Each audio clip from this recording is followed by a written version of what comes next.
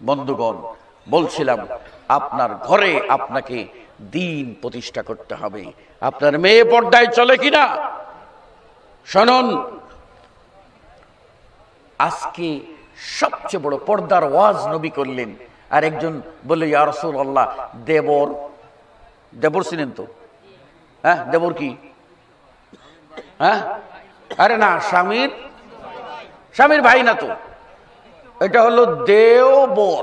দেও মানে কি? দৈত্য দানব, যার বয়ে মানুষ কম্পমান, ঠিক আছে কিনা? এটা হলো ওই রকম সাংঘাতিক দেও, সুযোগ পাইলে ধইরা বসবে। আল্লাহর নবী বললেন যে এইটা হলো মৃত্যু, এটা হলো মৃত্যু। মৃত্যু মানে কি? মরণ তুমি যেরকম ভয় পাও, মরণের কাছে ধরা দিতে চাও না, তোমার দেবর থেকে সেভাবে তুমি পালিয়ে থাকতে হবে, দেবরের ছোবল যেন তোমার গায়ে না পড়ে। হতে পারে এই দেবর যদি তা থেকে সাবধান না থাকো, আর সে যদি তোমার উপরে আপনার সেই জৈবিক চাহিদা কোনোদিন মিটাইয়া ফেলে, তাহলে দেবরই হতে পারে তোমার জন্য সঙ্গে সার রজম করে হত্যা করার হুকুমের কারণ হয়ে যেতে পারে। আল্লাহ নবী বলছেন সাবধান। আর আমাদের এখন মানে বিয়ের আগে চিন্তা করে যে কি আছে বলে একা এক ছেলে না, ঘরে একটা বাবি টাবি ডাকবো, এরকম দেবর নাই, এই ঘরে আমি বিয়ে বসবো না। মেয়েও এরকম চিন্তা করে, বাপেও চিন্তা করে। হারাম। ভাই বেরাদরের ভিতরে আপনার আপন ভাই দেখতে পারবে, চাচাতো ভাই প্রবেশ করতে পারবে না, মামাতো ভাই প্রবেশ করতে পারবে না, খালাতো ভাই প্রবেশ করতে পারবে না। আর বেয়াই চিনেন তো? বেয়াই চিনেন কিনা? হ্যাঁ, ওই যে কয়েক তালতো ভাই আর খালতো ভাই আমার কোনো দরকার নাই, তালতো ভাই আর খালতো ভাই আমার কোনো দরকার নাই। দরকার কি আছে? কারণ এই সবগুলি এমনিই নাকি পাওয়া যায়, সেজন্য দরকারের তসবি পড়া লাগে না। নাউযুবিল্লাহি মিন যালিক। এজন্য এইগুলি থেকে সাবধান না থাকলে আপনার ঈমান যথার্থ হবে না। মুখ খুলে যেতে পারবে কি? না, যেতে পারবে না। দেবর সামনেও যাবে না, দুলা ভাইয়ের সামনেও যাবে না, ভগ্নিপতির সামনেও যাবে না। যারা গায়ের মাহরাম, যাদের সাথে স্থায়ীভাবে বিবাহ হারাম, একমাত্র তাদের সামনে চেহারা খুলে যেতে পারবে। স্থায়ীভাবে বিবাহ হারাম, দেবরের সাথে স্থায়ী বিবাহ হারাম। স্বামী মারা যায় তো ওই দেবরকে বিয়ে করা জায়েজ কিনা? ভাসুরকে বিয়ে করা জায়েজ কিনা? যদি আপনার বোন মারা, কোন মহিলার বোন মারা যায়, তাহলে ওই দুলা ভাইকে বা ভগ্নিপতিকে বিয়ে করা জায়েজ কিনা? তাহলে বোঝা গেল যে এদের সামনে চেহারা খুলে যাওয়া জায়েজ না। কিন্তু আপন চাচার সাথে বিয়ে জায়েজ? কখনো জায়েজ না। আপন চাচার সামনে যান, কিন্তু খালাতো চাচা, মামাতো চাচা, চাচতো চাচা, ওগুলো চাচা নয়, ওগুলো দেশি চাচা, ওগুলো শরীয়তের চাচা নয়, বুঝলেন না? এইরকমই নিজের ছেলে, নিজের ভাতিজা, আপন ভাতিজা, আপন ভাইগিনা, আপন বোনের, আর আপন মানে বৈমাত্রীয়, বৈপিত্রীয় অথবা মা বাবা দুই দিক থেকে, এরা হচ্ছে আপন।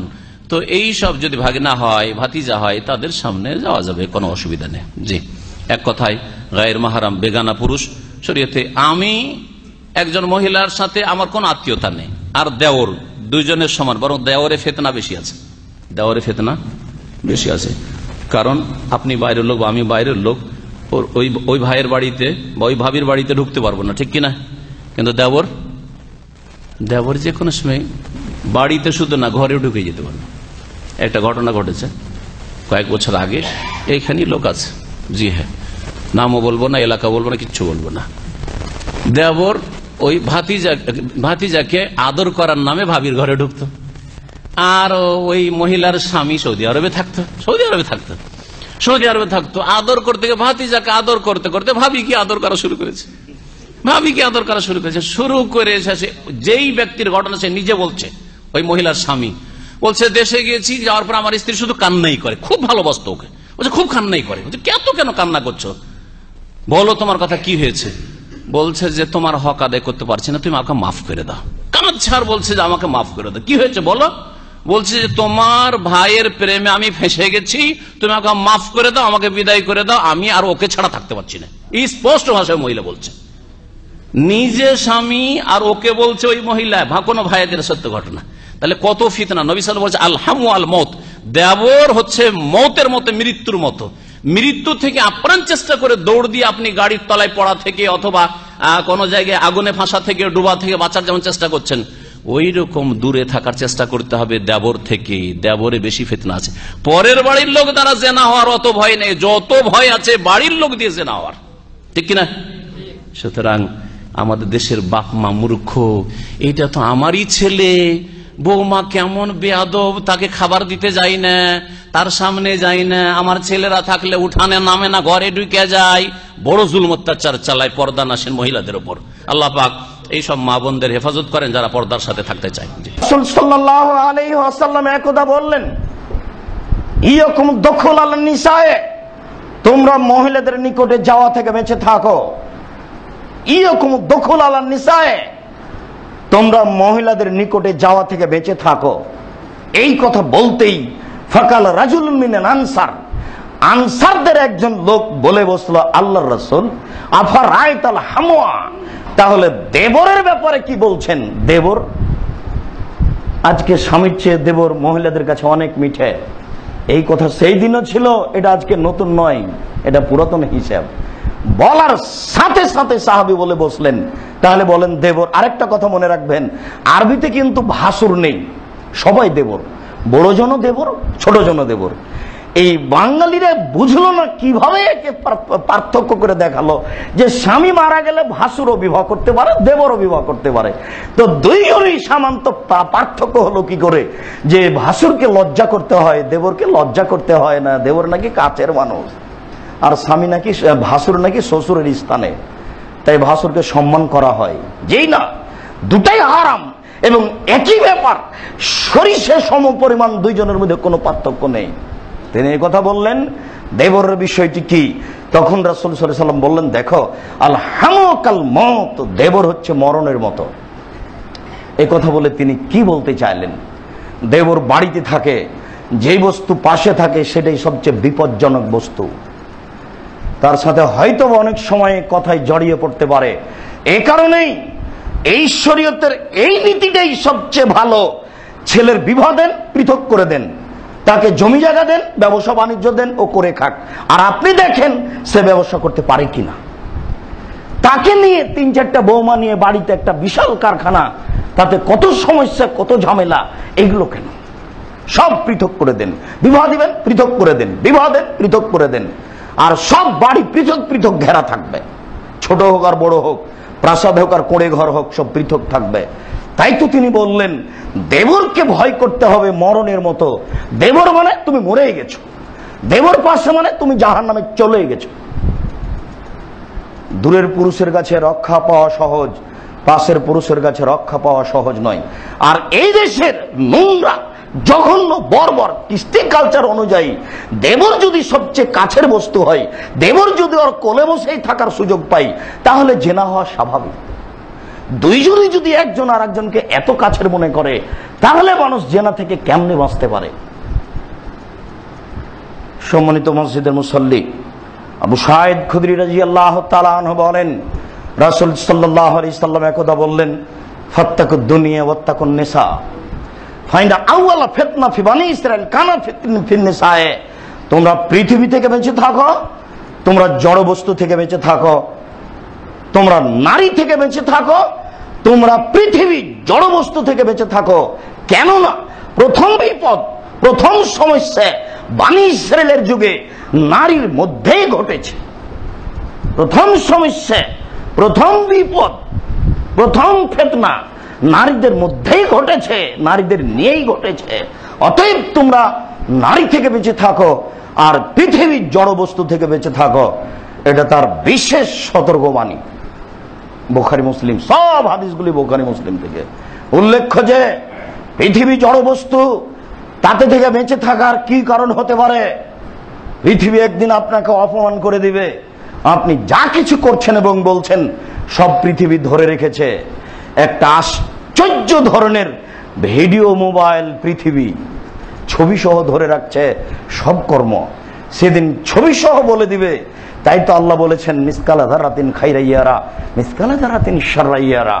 আপনি সরিষা সম পরিমাণ, বিন্দু পরিমাণ যদি কিছু পৃথিবীতে করেন, তাহলে আল্লাহ আপনাকে বিচারের মাঠে আপনার ছবি সহ পাপ সহ দেখাবেন। তিনি একদা পড়ছিলেন কোরআন মাজিদের এই আয়াত, ইয়াউমাইজিন তুহাদ্দিসু আখবারাহা, পৃথিবী একদিন তার উপরে সংঘটিত সব কথা বলে দিবে। এইটুকু পড়ার পরে রাসূল সাল্লাল্লাহু আলাইহি ওয়াসাল্লাম জিজ্ঞাসা করছেন, হাল তাদরুনা মা আখবারাহা, সঙ্গী সাথী বলতে পারো পৃথিবী সবকিছু বলে দিবে, এটা কি? এটা কি তোমরা বলতে পারো এটা কি? পৃথিবী সবকিছু বলে দিবে, এটা কি? তখন সাহাবীগণ বললেন, আল্লাহ রাসূলুহু আলাম, জি না আমরা বলতে পারছি না, আল্লাহ এবং আল্লাহ রাসূলই ভালো জানেন যে পৃথিবী কি বলে দিবে। তখন রাসূল সাল্লাল্লাহু আলাইহি সাল্লাম বললেন, দেখো, ইহবিরু আমাল আবদে ওয়াল আমা আয় আমালা কাযা ওয়া কাযা ফি দুনিয়া, পৃথিবীতে যেখানে যে যা করছে তার ছবি সহ কর্ম ধরা আছে, ওইটা top top top top top top করে পৃথিবী সব বলে দিবে, মাটি বলে দিবে, যেটা আপনার আমার জন্য খুব বিপজ্জনক বস্তু। যদি এরকম সিচুয়েশন হয় যে আপনার ওয়াইফের পাশের রুমে যেখানে জানালা রয়েছে, দেবর থাকবে পাশের রুমে, বউ থাকবে এই রুমে, যদি এরকম সিচুয়েশন হয়, আপনার উপর বিয়ে ফরজ নয়। কেন বিয়ে ফরজ নয়? আল্লাহ নবী বলছে বউয়ের জন্য সবচেয়ে ভয়ঙ্কর হচ্ছে দেবর মৃত্যুর সমান। যদি আলাদা ব্যবস্থা করতে পারেন আপনি বিয়ে করবেন, তারা আপনি রোজা রাখবেন, আপনি সিয়াম পালন করতে হবে আপনার। কেন সিয়াম পালন করবেন? আল্লাহ রাসূল বলছেন, যেটা নাসাই শরীফের হাদিস, হাদিস সহিহ, সালাসাতুন কাদ হারামাল্লাহু আলাইহিমুল জান্নাহ, তিন ব্যক্তির জন্য জান্নাত হারাম। এর মধ্যে একটা হচ্ছে আদ-দায়ুস আল্লাযী ইউকিরু ফি আহলিল খাবাস, দায়ুস জান্নাতে যাবে না, তার জন্য জান্নাত হারাম। দায়ুস বলা হয় যে ব্যক্তি তার পরিবারের পর্দার ব্যবস্থা রাখে না, যে তার পরিবারের মধ্যে পর্দার ব্যবস্থা রাখে না, সে ব্যক্তি দায়ুস, সে জান্নাতে যাবে না, তার জন্য জান্নাত হারাম। মেয়ে কোথায় যায় বাপ খবর রাখে না, বউ কোথায় যায় স্বামী খবর রাখে না, মেয়ে বেপর্দা হয়ে দিন রাত ঘুরে বেড়াচ্ছে, বাপ কিছু বলে না, স্ত্রী দিন রাত বেপর্দা হয়ে ঘুরে বেড়াচ্ছে, বাপ কিছু বলে না, তার পরিবারের পর্দার লেশ মাত্র নাই। আল্লাহ নবী বলছেন লোকটা দায়ুস, তার জন্য জান্নাত হারাম। তো আপনার বউ কি বিয়ে করে আপনি ঘরে আনলেন, কিন্তু বউয়ের তো হেফাজত করতে পারলেন না। বিয়ে করার পূর্বে আগে আপনার বাড়িতে পর্দার ব্যবস্থাপনা করতে হবে, যাতে ওয়াইফের পর্দার কোনো খেলাফ না হয়। তারপরে আপনি সাংসারিক জীবন আরম্ভ করবেন, আল্লাহ রাব্বুল আলামিন আপনার পরিবারে বরকত দান করবে, রিজিক দান করবেন আল্লাহ সুবহানাহু ওয়া তাআলা। কিন্তু এই ব্যবস্থাপনা করার চেষ্টা আপনাকে আগে করতে হবে। যদি না পারেন আপনি সিয়াম পালন করবেন। এটা বেশিরভাগ ক্ষেত্রে এই সিচুয়েশন, এই পরিবেশ আজকে আমাদের সমাজে দাঁড়ানো উপস্থিত, এটা রানিং চলছে। বিয়ে করার মাধ্যমে একজন মানুষ অসংখ্য পাপ কাজ থেকে বিরত থাকতে পারে। অনেক পাপ কাজ থেকে বিয়ে করার পরে অনেক ছেলে বিয়ের আগে যেই পাপ কাজ করতো, বিয়ে করার পরে সেই পাপ কাজ করে না, অনেকাংশে তার পাপ কাজ কমে যায়। এজন্য আল্লাহ নবী বলছেন যে 50% দিন পূর্ণ হয় বিয়ে করার মাধ্যমে, বাকি 50% সে আল্লাহ সুবহানাহু ওয়া তাআলাকে ভয় করে চলবে।